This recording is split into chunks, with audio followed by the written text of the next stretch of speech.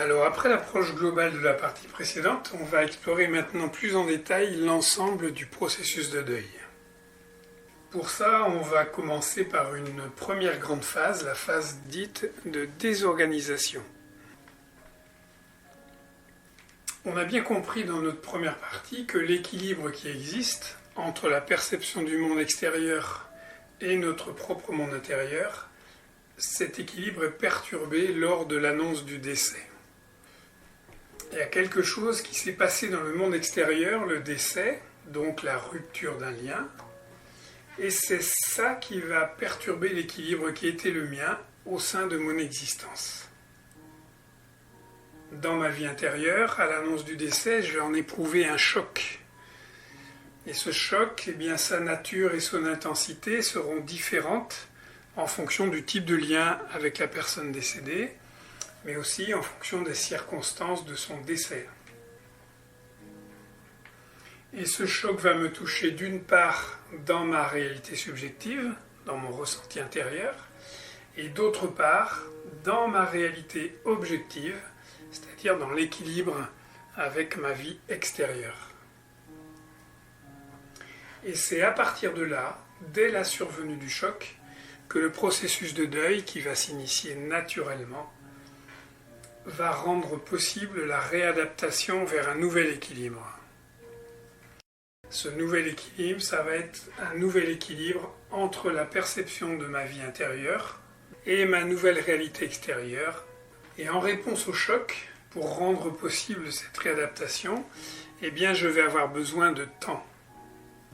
Mon psychisme va avoir besoin de temps pour s'adapter.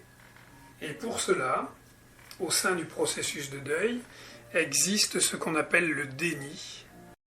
Et c'est le déni qui va me protéger face au chaos lié à la perte. Il va me protéger en me laissant le temps, en permettant à mon psychisme de supporter la violence du choc, en me rendant avec le temps supportable ce qui est insupportable. Et le déni va me donner du temps pour réaliser la perte, il va me donner du temps pour réaliser vraiment que des choses ont changé et qu'elles ne seront jamais plus comme avant. Mais dans ce contexte, il est très important de regarder le temps du déni comme quelque chose de bon pour moi. C'est-à-dire que le déni est à mon service en sachant qu'il n'y a pas de notion de durée au déni. Donc, lutter contre n'est pas approprié puisque c'est quelque chose qui est bon pour moi. On peut juste l'accompagner le temps nécessaire. Et ce temps nécessaire, eh bien, il est vraiment propre à chacun.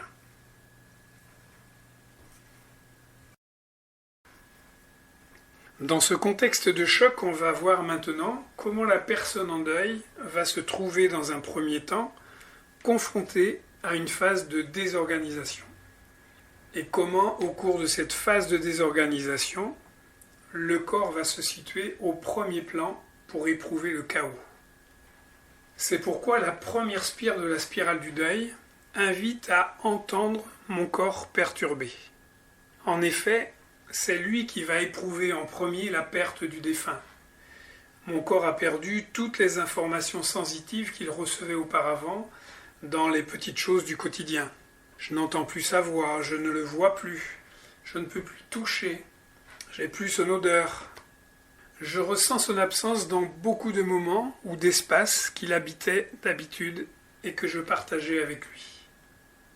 Une absence qui sera particulièrement marquée au cours de la première année qui suit le deuil, lors de tous les anniversaires de moments habituellement partagés avec lui, à l'occasion des différentes fêtes, Noël, fête des pères, fête des mères, etc. Et aussi aux différentes dates de certains moments qui ont été vécus au cours de la dernière année. Il va donc être primordial au cours de cette première phase de la spirale d'entendre mon corps perturbé et donc de reconnaître les réactions de mon corps à ce qui s'est passé. C'est lui qui va me permettre d'éprouver la perte.